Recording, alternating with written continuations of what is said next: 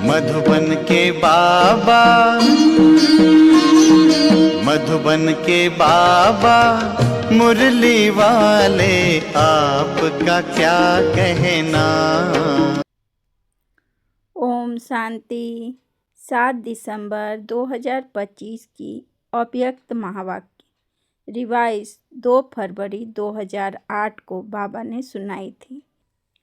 मुरली का सार: संपूर्ण पवित्रता द्वारा रूहानी रॉयल्टी और पर्सनैलिटी का अनुभव करते अपने मास्टर ज्ञान सूर्य स्वरूप को इमर्ज करो। संपूर्ण पवित्रता द्वारा रूहानी रॉयल्टी और पर्सनैलिटी का अनुभव करते अपने मास्टर ज्ञान सूर्य स्वरूप को इमर्ज करो। आज बाप दादा चारों ओर के अपने रॉयल्टी और पर्सनैलिटी के परिवार को देख रहे हैं। यह रॉयल्टी व रूहानी पर्सनैलिटी का फाउंडेशन है। संपूर्ण प्योरिटी। प्योरिटी की निशानी सभी के मस्तक में, सभी के सिर पर लाइट का ताज चमक रहा है। ऐसे चमकते हुए ताजधारी रूहानी रॉयल्टी, रूहानी पर्सनैलिटी वाले सिर्फ आप ब्राह्मण परिवार ही हैं, क्योंकि प्योरिटी को अपनाया है। आप ब्राह्मण आत्माओं की प्योरिटी का प्रभाव आदि काल से प्रसिद्ध है। याद आता है अपना अनादि और आदि काल। याद करो, अनादि काल में भी आप प्योर आत्माएं, आत्मा रूप में भी विशेष चमकते हुए सितारे चमकते रहते हैं। और भी आत्माएं हैं, लेकिन आप सितारों की चमक सबके साथ होते भी विशेष चमकती रहती है। जैसे आकाश में सितारे अनेक होते हैं, लेकिन कोई कोई सितारे स्पेशल चमकने वाले होते हैं। देख रहे हो सभी अपने को। फिर आदि काल में आपके प्योरिटी की रॉयल्टी और पर्सनैलिटी कितनी महान रहती है। सभी पहुंच गए आदि काल में। पहुंच जाओ, चेक करो मेरी चमकने की रेखा कितनी % में है। आदि काल से अंतिम काल तक आपके प्योरिटी की रॉयल्टी पर्सनैलिटी सदा रहती है। अनादि काल का चमकता हुआ सितारा, चमकते हुए बाप के साथ साथ निवास करने वाले, अभी अभी अपनी विशेषता अनुभव करो। पहुंच गए सब आदि काल में। फिर सारे कल्प में आप पवित्र आत्माओं की रॉयल्टी भिन्न भिन्न रूप में रहती है, क्योंकि आप आत्माओं जैसा कोई संपूर्ण पवित्र बने ही नहीं हैं। पवित्रता का जन्म सिद्ध अधिकार आप विशेष आत्माओं को बाप द्वारा प्राप्त है। अभी आदि काल में आ जाओ। अनादि काल भी देखा, अब आदि काल में आपके पवित्रता की रॉयल्टी का स्वरूप कितना महान है। सभी पहुंच गए सतयुग में। पहुंच गए, आ गए। कितना प्यारा स्वरूप देवता रूप है। देवताओं जैसी रॉयल्टी और पर्सनैलिटी सारे कल्प में किसी भी आत्मा की नहीं है। देवता रूप की चमक अनुभव कर रहे हो ना। इतनी रूहानी पर्सनैलिटी, यह सब पवित्रता की प्राप्ति है।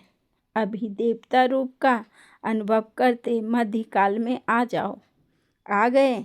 आना अनुभव करना सहज है ना। तो मध्यकाल में भी देखो, आपके भक्त आप पूज्य आत्माओं की पूजा करते हैं, चित्र बनाते हैं। कितने रॉयल्टी के चित्र बनाते हैं और कितनी रॉयल्टी से पूजा करते हैं। अपना पूज्य चित्र सामने आ गया ना।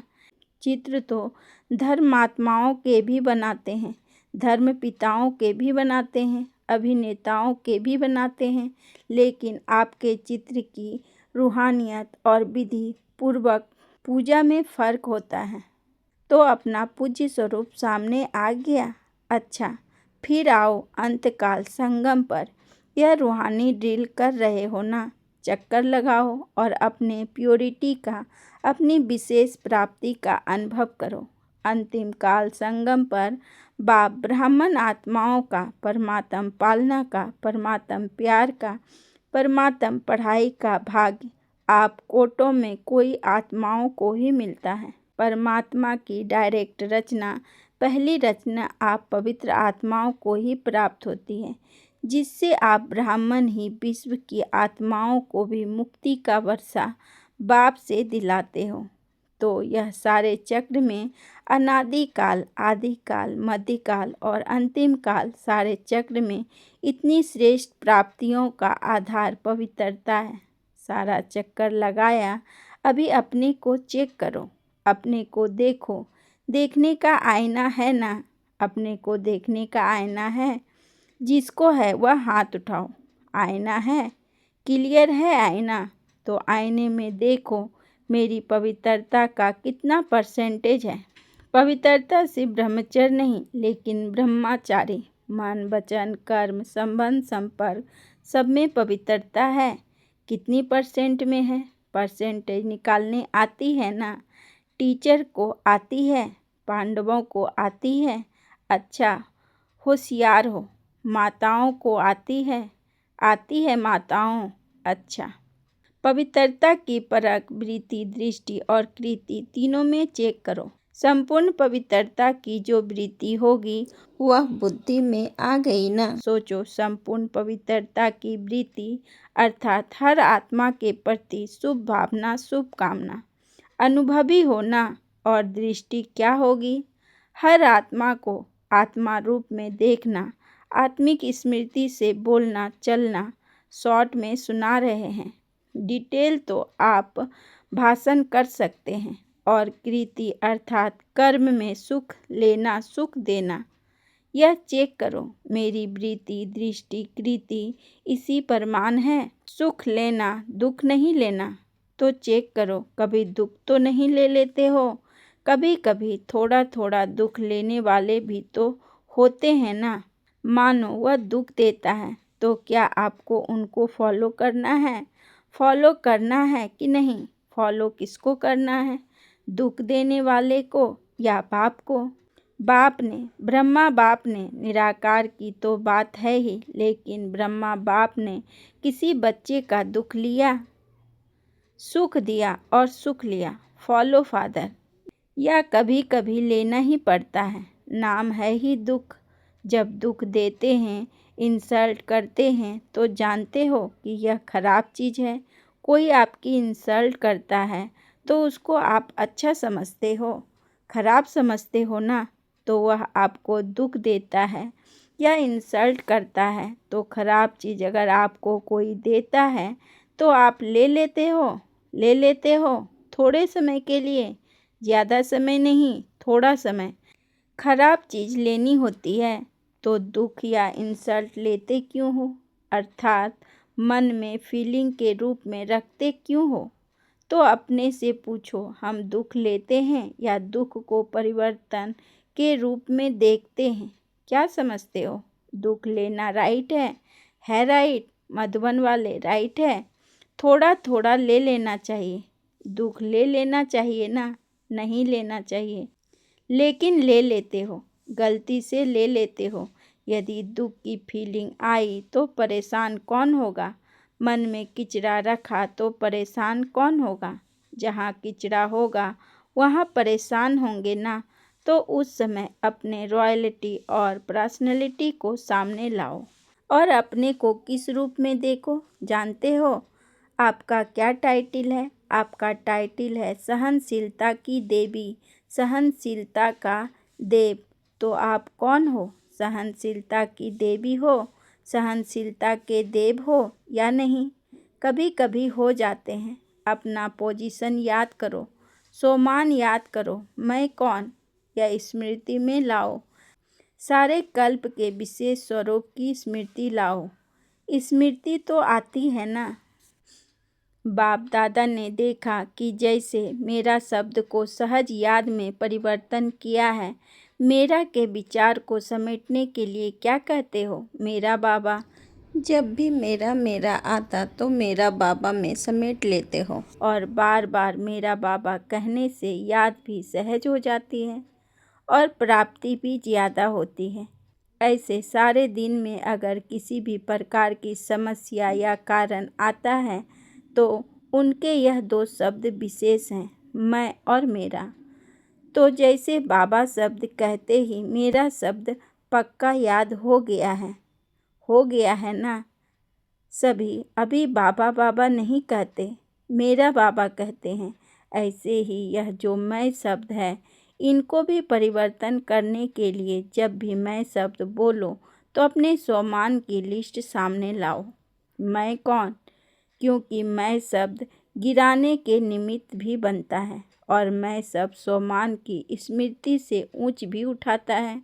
तो जैसे मेरा बाबा का अभ्यास हो गया है, ऐसे ही मैं शब्द को बॉडी कॉन्सेंस की स्मृति के बजाय अपने श्रेष्ठ स्वमान को सामने लाओ। मैं श्रेष्ठ आत्मा हूँ, तख्त नशीन आत्मा हूँ, विश्व कल्याणकारी आत्मा हूँ। ऐसे कोई ना कोई स्वमान से जोड़ लो तो मैं शब्द उन्नति का साधन हो जाएगा।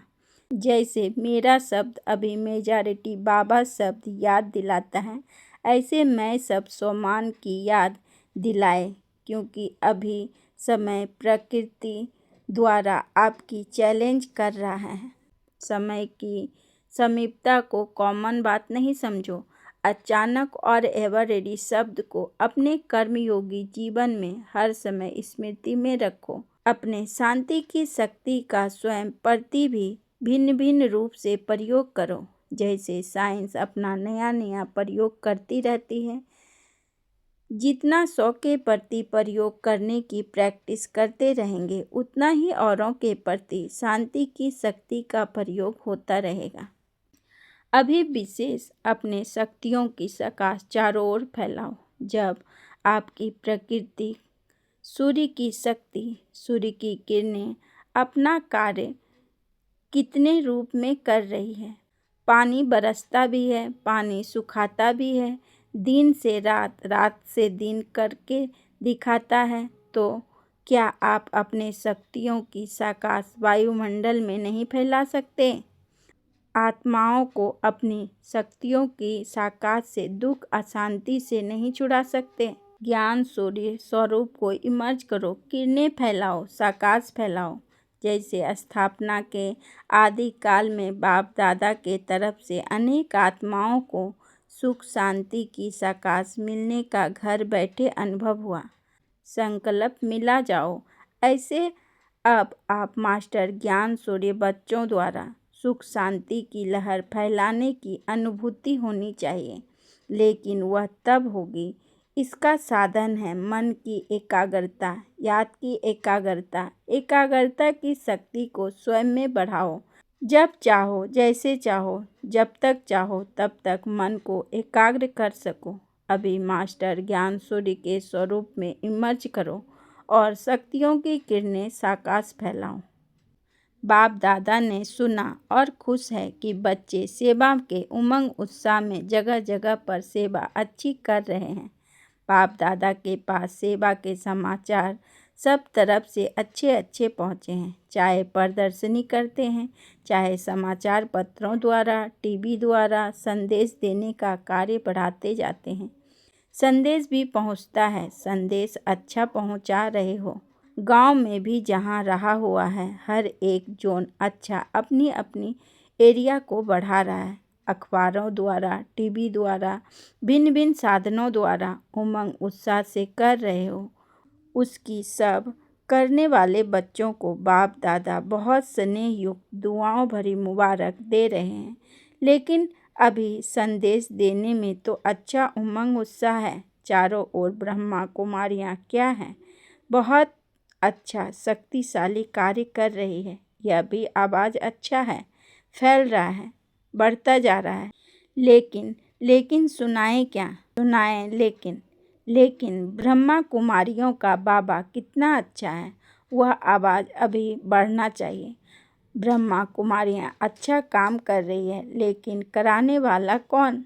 अभी यह प्रत्यक्षता आनी चाहिए। बाप आया है, यह समाचार मन तक पहुंचाना चाहिए। इसका प्लान बनाओ। बाप दादा से बच्चों ने प्रश्न पूछा कि बारिश या माइक किसको कहेंगे। माइक निकले भी हैं, लेकिन बाप दादा माइक अभी के समय अनुसार ऐसा चाहते हैं या आवश्यक है जिसकी आवाज़ की महानता हो। अगर साधारण बाबा शब्द बोल भी देते हैं, अच्छा करते हैं, इतने तक भी लाया है तो बाप दादा मुबारक देते हैं। लेकिन अभी ऐसे माइक चाहिए जिसकी आवाज़ की भी लोगों तक वैल्यू हो, ऐसा प्रसिद्ध हो। प्रसिद्ध का मतलब यह नहीं कि श्रेष्ठ मर्तबे वाला हो, लेकिन उसका आवाज़ सुनकर समझे कि यह कहने वाला जो कहता है इसकी आवाज़ में वैल्यू है। अगर यह अनुभव से कहता है तो उसकी वैल्यू हो। जैसे माइक तो बहुत होते हैं, लेकिन माइक भी कोई पावर वाला कितना होता है, कोई कितना होता है। ऐसे ही ऐसा माइक ढूंढो जिसकी आवाज़ में शक्ति हो, उनकी आवाज़ को सुनकर समझ में आवे कि यह अनुभव करके आया है तो अवश्य कोई बात है। लेकिन फिर भी वर्तमान समय हर जोन, हर वर्ग में माइक निकले जरूर हैं। बाप दादा यह नहीं कहते कि सेवा की प्रत्यक्षता रिजल्ट नहीं निकली है, लेकिन अभी समय कम है और सेवा के महत्व वाली आत्माएं अभी निमित्त बनानी पड़ेगी। जिसके आवाज़ की वैल्यू हो, मर्तबा भले ही नहीं हो, लेकिन उनकी प्रैक्टिकल लाइफ और प्रैक्टिकल अनुभव की अथॉरिटी हो, उनके बोल में अनुभव की अथॉरिटी हो। समझा कैसा माइक चाहिए? बारिश को तो जानते ही हो, जिसके हर श्वास में, हर कदम में बाप और कर्तव्य और साथ साथ मन वचन कर्म, तन मन धन सब में बाबा और यज्ञ समाया हुआ हो, बेहद की सेवा समाई हुई हो, सकाश देने की समर्थी हो।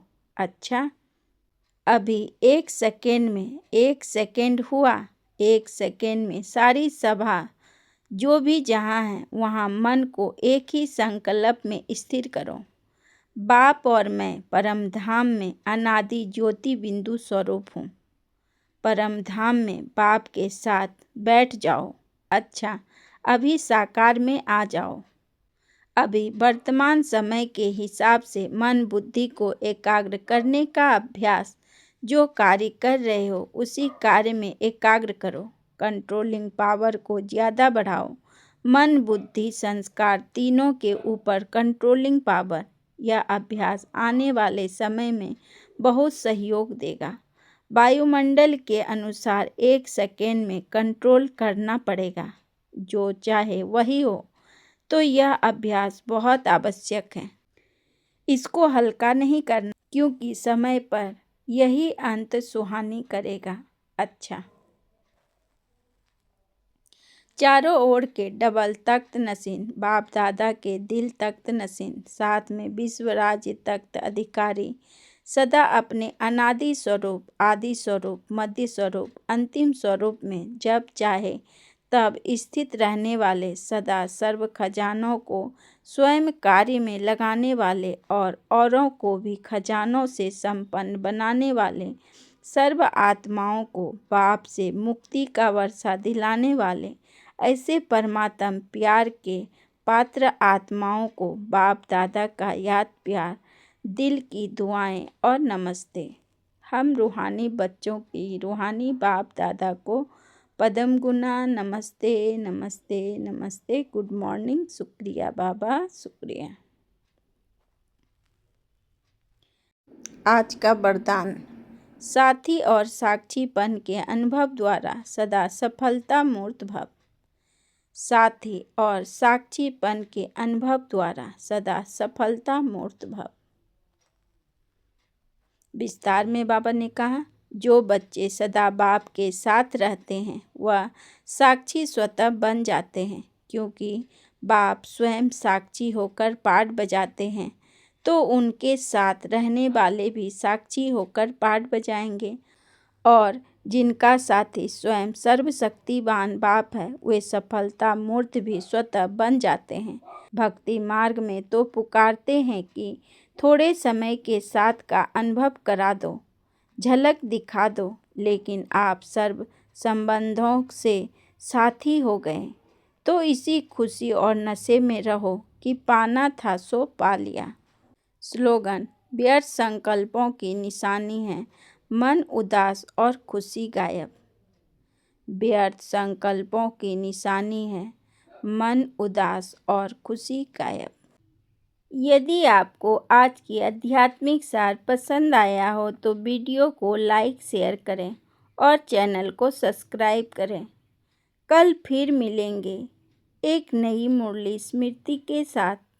ओम शांति।